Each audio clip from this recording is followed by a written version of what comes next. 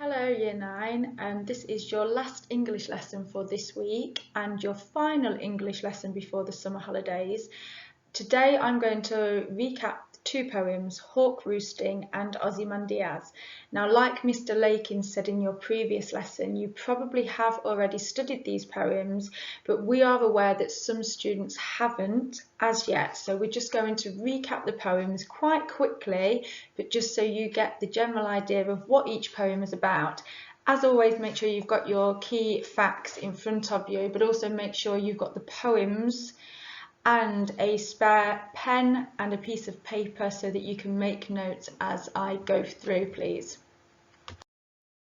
So, when we think about someone who's self-obsessed, we could say that they're arrogant, they're power crazy, they're self-absorbed, they're boastful, or they are egoistic.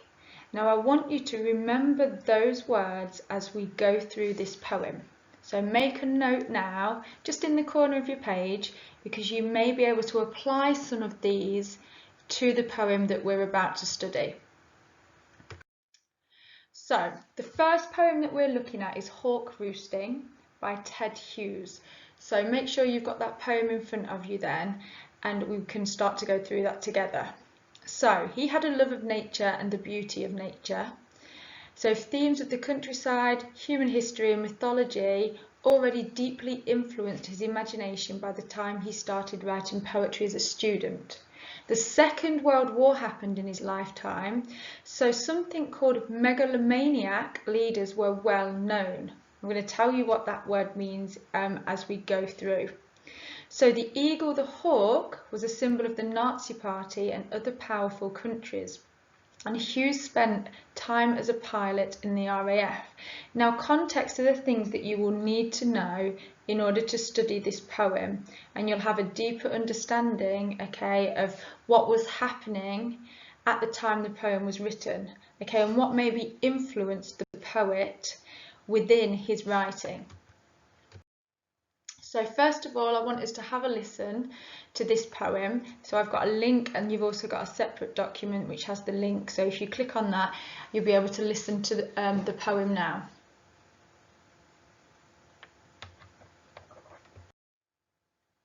So, Hawk Roosting then. This poem is written from the first person narrative of a hawk.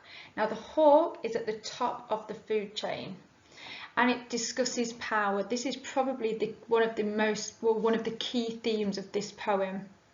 The hawk believes in himself absolutely. The hawk thinks he is the most powerful and nobody can tell it what to do. The poem uses a lot of imagery related to death and evolution, and he's a determined character. The hawk will not allow anything or anyone to stand in his way. The hawk within the poem describes what it's like to kill its prey in a violent way, and we could therefore interpret the poem as literally either being about a hawk, or the hawk could be one big metaphor for a person in absolute power, so somebody like a dictator. Now, what I want you to look at visually when you look at your poem is that there are 6 stanzas, but each stanza has 4 lines. Now, there's a deliberate reason for this, possibly because it's showing a sense of control. Okay, the hawk, okay, is showing this sense of control over life and land. So therefore the stanzas are controlled and of equal length. So key themes. We've already spoken about power and domination, but you could have the theme of pride, arrogance, and even the natural world. So when you come to your Year 11 exams, okay, this poem can link into any one of those key themes. Now we're going to go through some key quotations. This is a very, very quick recap lesson, so it's probably worth pausing and having a look at the key quotations once we've discussed them, so that you can make sure that you get them down. Now if you have a look at the top of your screen now, you'll see that I've got some key terminology. So previously we spoke about megalomaniac. That is somebody who has this obsession with exercising power. And then you've got narcissistic. And this is somebody who has or shows an excessive interest in the admiration of oneself and one's physical appearance. So somebody who kind of thinks they're better than everybody else. So we're going to go through the first two stanzas. Make sure that you've got your highlighter and you can highlight them as we go along. So think about the fact that first of all it starts with I sit in the top of the wood. So the reason for this is that it's a first person narrator, but actually the hawk is controlling the poem. The hawk is in control. So I sit in the top of the wood. Now this word top shows that he's at the top of the food chain, but actually it symbolises the hawk's power. He's at the top, he can see everything that's happening. My eyes closed, in action no falsifying dream. Then you've got this repetition of hooked head and hooked feet. Okay, if you think about this imagery as well, the repetition suggests that the hawk is in control. Okay, the claws are sunk in, the hawk is really powerful. So these are powerful features. And then you've got this last line in stanza 1. In sleep rehearsed, perfect kills and eats. This shows that this hawk is constantly thinking about death. Therefore, the violence of this creature is emphasised at this point. Then we move on to the second stanza, the convenience of the high trees. The air's buoyancy and the sun's rays are of advantage to me. So the hawk thinks that nature is there to aid it. Okay. It's convenient that these trees are high, it's convenient that the sun's out, so the hawk thinks that nature is there to help him. And if you look at the exclamation mark, this is showing that he enjoys this power, he enjoys being in control. And then you've got the earth's face upward for my inspection. So this is quite arrogant. He's there, he's scrutinising the earth, this hawk, okay, thinks that he's in control. It almost makes him sound like a tyrant. It's a really tyrannical sentence here. The earth's face upward for my inspection. I'm in control. Okay, next two stanzas. My feet are locked upon the rough bark. This verb of locked shows power. You could link this to dictatorship, that you're locking down on people's freedom. You're in control and people must do what you say. When it talks about creation here, you'll see that it's capitalised, showing that he believes that he's godlike and he's more powerful in a way than God. And then it repeats it again to emphasise his arrogance and the God delusions, that he actually thinks he's more powerful and in control. Okay, the next stanza, I kill where I please. Again, this sense of control, his power-obsessed nature, he will do what he likes. And then finally, you've got my manners are tearing off heads. So this violent language showing his brutality. But actually, this is an oxymoron because this politeness is juxtaposed with this extreme violence. Now you'll notice the dashes, especially in stanza 4, okay, represent the pace of the poem. The hawk is relaxed and in control. Then we go on to talk about the allotment of death and through the bones of the living. So this is kind of showing that the hawk can decide who lives and who dies. Again, that power to take life away if it so wants. And no arguments assert my right. This means that nobody will challenge the hawk. Therefore, the hawk is in complete control.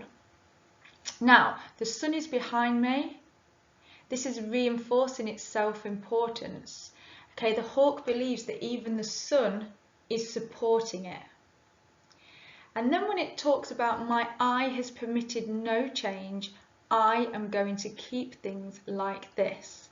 This shows an arrogant tone. At the end here, it reinforces the power and control. It creates a sense of certainty.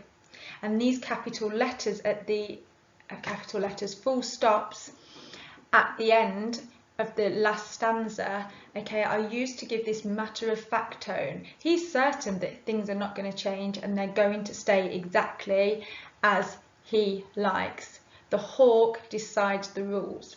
Now, the last thing, okay, you notice that the poem started with I, and now the poem ends with I am going to keep things like this. And that is there to emphasize the hawk's arrogance. Okay, the fact that the hawk is controlled, he's self-important, and it's all about the hawk. So what I'd like you to do as a little task then, I have selected 3 quotations, and then there's some space for you to select your own. I want you to think about power in this poem, the power of the hawk. So you'll notice for the first one, the quotation, the earth's face upward for my inspection, and my analysis linking to the theme of power. This illustrates that the hawk views the earth as within his control, and that rather than him relying on the land serves him. The repetition of my throughout the poem refers to how self-important the bird is, and that the earth is somehow seeking approval from him. So what I'd like you to do for the next 2 quotations is analyse those quotations, linking them into the theme of power. Now, once you've done that, you can select your own quotations that you think really show the theme of power and have a go at giving your own analysis for those quotations. So pause the screen, have a go at that activity for me, just to get you thinking about this key theme. So, for hawk roosting, you should now understand that the poem is about a hawk looking over the woods, boasting about power and control. The hawk describes what it's like to kill its prey. It could be seen, okay, as this attempt to show political leaders or to explore the violence of the natural world. Now, you think about the hawk or eagle, they're common images used by powerful leaders. Okay, so it could show the dangers of tyrannical rule. It's this first person dramatic monologue, the hawk, okay, giving the hawk authority. And then we know that these 6 equal stanzas reflect the hawk's sense of control. So we're now going to move on to the second poem, which is Ozymandias. So some key vocabulary that it would be a good idea for you to learn is this word hubris, which means excessive pride or self-confidence. Hamartia is a fatal flaw leading to the downfall of a tragic hero or heroine. So just some vocabulary that if you learnt this and put this into your essay, you will sound really, really smart. So, context. We have then Percy Shelley as one of the most famous poets in all of English literature. He was one of a group of poets who became known as the Romantics, and by now you should know what we mean by a romantic poem. Okay, it isn't to do with love and romance. Shelley was well known as a radical during his lifetime, and some people think that Ozymandias reflects this side of his character. Basically, he disliked the concept of a monarchy and the oppression of ordinary people. So the monarchy, those in power, he didn't like that, okay, and how ordinary people would have to obey. Although it is about the remains of a statue of Ozymandias, which is another name for the Egyptian pharaoh Ramses II, it can be read as a criticism of people or systems that become huge and then believe themselves to be invincible, believe themselves to be so powerful that nobody can challenge them. So, as before, I've put a link on the screen, but also a link on a separate Word document. So if you can have a read or a listen to the poem, that would be really good. So then, what is this poem about? The poem discusses a statue in the desert. There are 2 enormous legs without a trunk, and next to them lay a damaged visage, which is the damaged face. At the foot of the statue were words which reflected the arrogance and pride of Ozymandias. But these words seem very hollow now as the magnificent statue is destroyed and none of the pharaoh's work have lasted. Okay, so this is ultimately what it's about, this statue that now has not lasted. So the themes that you can link this in ultimately is the theme of power, love, nature, and the theme passing of time. So first of all then, why do you think he would want a statue built of himself? And what might this show us about him? I'm not going to go through the answer with you, but I want you just to think about this. Why would somebody want a statue built of themselves?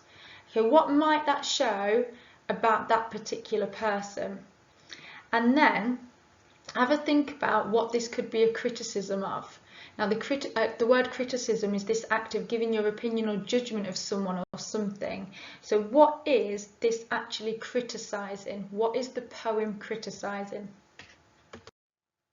So we're going to go through the poem. I've only done a few annotations. It looks like a lot on your screen. If you're confused, I would just pause and take some time to read around the poem, but I'll be going through. So you need to know that this poem is framed as a story. It's about a narrator who meets a traveller, okay, but actually shows the unimportance because the narrator hasn't seen the statue. The traveller is telling the narrator about the statue.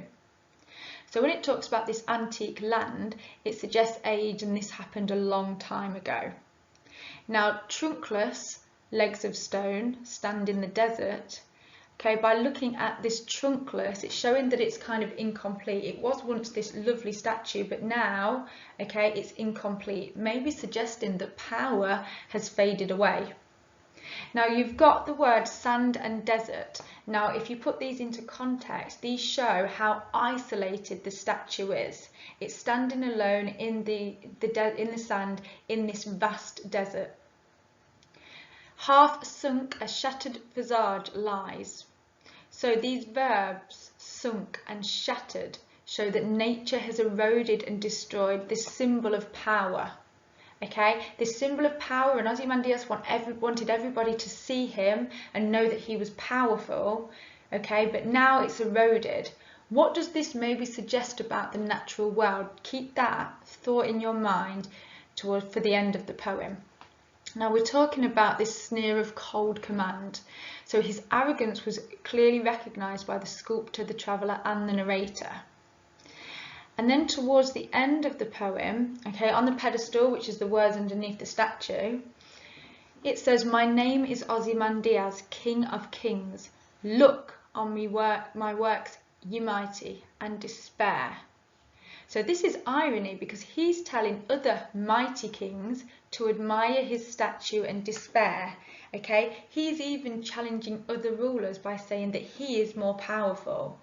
However, you could say that they should really despair because power is only temporary. Okay, it doesn't last forever. When he's using this look, this imperative, it's highlighted his commanding tone and the type of person that Ozymandias was. Now, you'll notice at the end then, it's talking about nothing beside remains round the decay of that colossal wreck. And when we use this colossal wreck, it's an oxymoron. So if you remember from previous lessons, okay, it's suggesting the fragile nature of human power. And actually, even the mightiest will fall. So you've all heard that saying, even the mightiest will fall. And then at the end, it says the lone and level sands stretch far away. So remember here that this desert, like we discussed, is vast, it's lonely, and it lasts far longer than a statue. So what does this suggest about the natural world, which was one of my questions asked earlier? Maybe that nature will outlast man and humanity. Okay, his legacy is crumbling. It's showing even the mightiest will fall.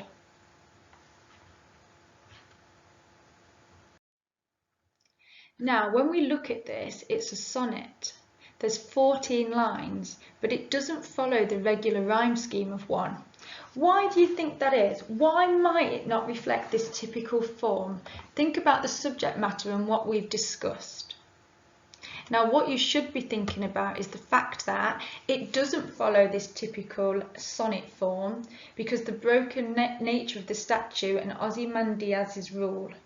Okay, now remember, he is not in power. He thought he was powerful, but it's showing that nature will always outlive man. So when we go back to your key facts then, you should now understand what the poem's about. You should understand that it is about this statue, and it's ironic and one big metaphor for the fact that human power is only temporary. Okay, it's talking about Ramesses II and the fact that Shelley was this romantic poem, but also really important here, remember, it is a 14-line sonnet, but it's got this unconventional structure, and we know why it has this unconventional structure. So that's it from me, guys. I know that I have been very, very quick going through these poems. If it helps, go back, re-listen and fill in your annotations if you haven't managed to get them all. But that's it. So have a lovely summer break, and we should hopefully be back and seeing you soon. Bye, Year 9.